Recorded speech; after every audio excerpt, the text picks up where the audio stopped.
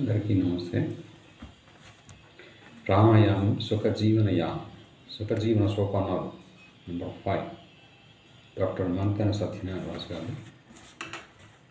2 parts అయితే 3rd part. 200-300 సంవత్సరాలు జీవించిన వారి శ్వాసలు సంఖ్య నిమిషానికి 4-5 మాత్రమే ఉంటాయి. అంత తక్కువ శ్వాసలు ఉంటే 24 గంటలు ఆనందంలో మునిగి తేలుతూ ఉంటారు. ఆ శక్తులు, అంత ఆయుష్, అంత ఆనందం మనకు అక్కర్లేకపోయినా కనీసం బ్రతుకున్న 4 సుఖ సంతోషాలతో శక్తిగా బ్రతకాలి కదా. మనం అలా బ్రతకడం కొరకు ఏం చేస్తున్నాం? శ్రమ చేయడం లేదు, ఆసనాలు లేవు, ప్రాణాయామము లేదు, ఆహార నియమాలు లేవు, మంచి ఆలోచనలు లేవు. మరి ఇన్ని మంచి అలవాట్లు లేని మనల్ని ఆరోగ్యం ఎలా వరిస్తుంది, ఎలా దరిచేరుతుంది?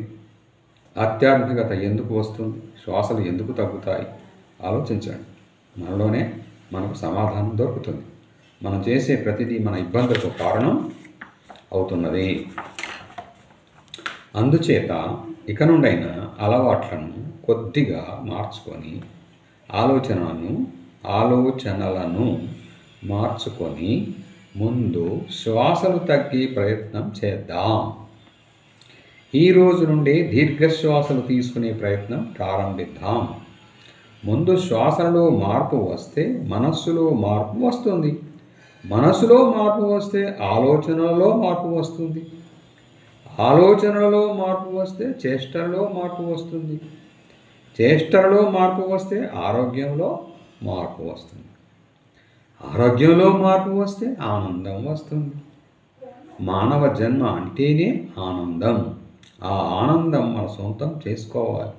దాని కొరకు ఇక మనం ముందు ఏం చేయాలో తెలుసుకుందాం.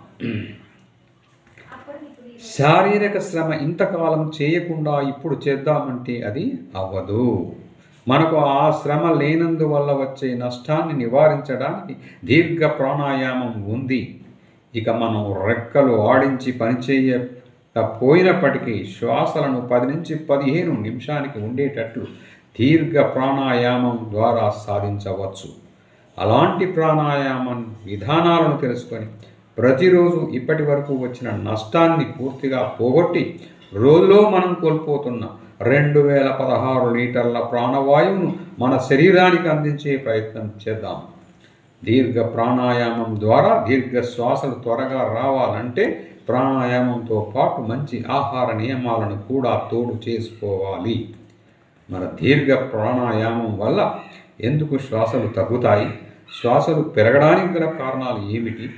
ఏ ఆహారం తినాలి? ఎలా ప్రాణాయామం చేయాలి? ఎన్ని రకాలు మొదలగు విషయాల తర్వాత అది కూడా తెలుసుకుందాం.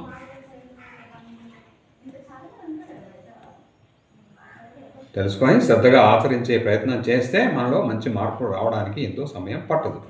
ఆలోచించక, అనుమానించక మంచి మనసుతో ముందుకు వెళ్దాం. సర్వే జనా. Thank you.